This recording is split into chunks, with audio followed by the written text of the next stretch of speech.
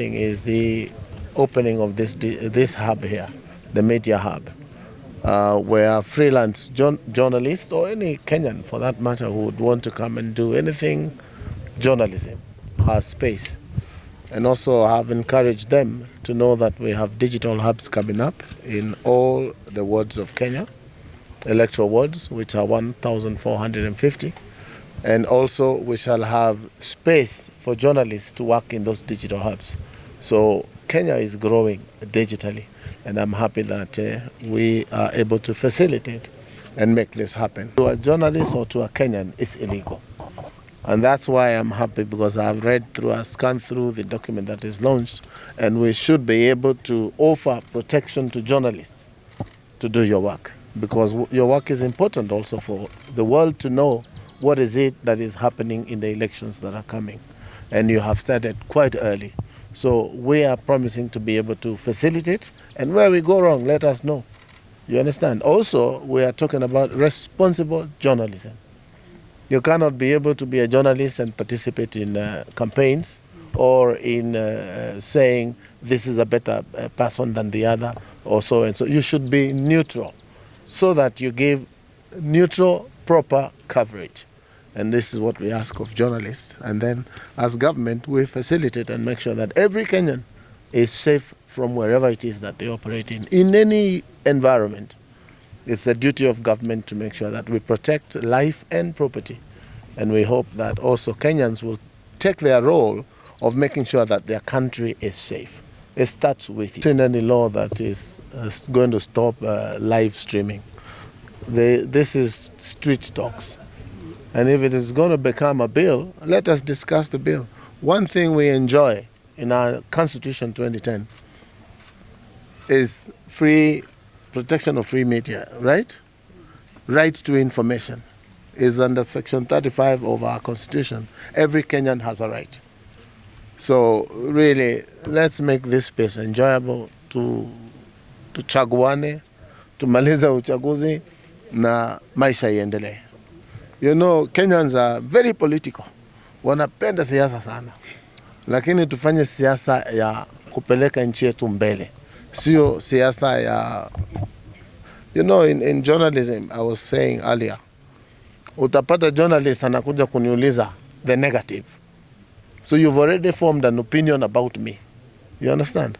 Why don't you just ask me generally without forming an opinion on my part? You cannot have a dialogue when you project ignorance. So this give and take. It has to be from you and from me and from the other. And elections will come every 5 years. But our country will be here, no matter who is standing for elections or who is not. So divisive politics is what I speak against. Tribal politics is something else that I speak very much against, because you have a right to live, work, and stay in any part of the country.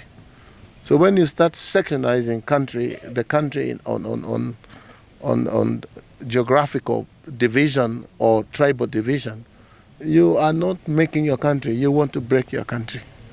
In Nairobi, say in Nakuru, you'll find all sorts of people live in that place. Wanaombana chumvi tukisema kiafrika. Hapo. Lakini wakati uchaguzi ukifika ndio watu wanaanza kuambiwa wewe ni kabila hii, wewe ni kabila ile. Hiyo ni siasa ya zamani sana.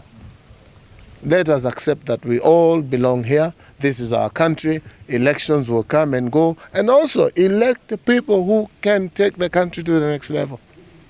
You know, sometimes it becomes very interesting when you go for elections. You elect on a Tuesday. The following Tuesday, you start making noise about those that you elected. They have not even been sworn in. So elect responsibly. Elect a leader who will work for you, because they are supposed to go to parliament, to the ward, to the county assemblies to work for you. So asanteni sana. Kwa majina naitwa Joseph Openda, mimi ndio mwenyekiti wa Nakuru Journalists Association. Leo hii tunafurahia kufika mahali hapa, ofisi za MCK, ili kuweza kulaunch our media hub. Inaitwa MCK Nakuru Media Hub. Nakuru Media Hub ni mahali ambapo wanahabari wataweza kuja kufanyia kazi, wanahabari kutoka Nakuru, waweza kufanya kazi, kupata equipment, kuweza kufanya recording yao. Tuko na booth, tuko na working spaces, whereby it is a space where our members will be able to work. One thing I have to say first, I have to thank the MCK and the government at large for investing in this media hub, because it will really go a long way in providing our members with a safe space to do their work. For a long time, our members have been working from the sidelines.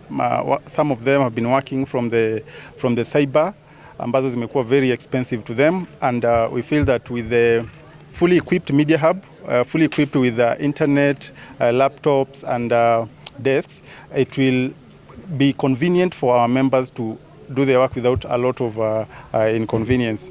I must say that out of 200 journalists in Nakuru, we have at least 2/3 who do not have a permanent place or a permanent working station. And having this one, it means we now have a place where freelance journalists, content creators, podcasters can be able to come and do their recordings. Hata kama ni kazi yao ya kibinafsi pia inaweza wasaidia.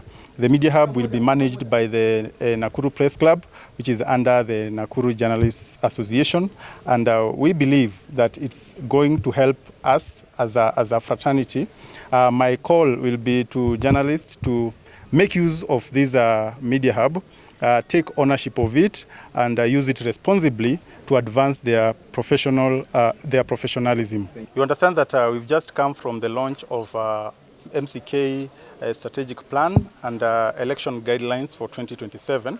And for us as Nakuru Journalists Association, we believe the safety of journalists should be at the center of the conversation, because we are one county that has been hardly hit by these attacks, intimidation by individuals who are undertaking political activities. We have a history. We have one of our members, Catherine Wanjeri. We have others. We've had the recent case where we had George Kieru of NTV and an intern, Fabiola Akinyi, who were attacked by goons in Olkalau. That means the issue of insecurity or the safety of journalists is still an issue in this region.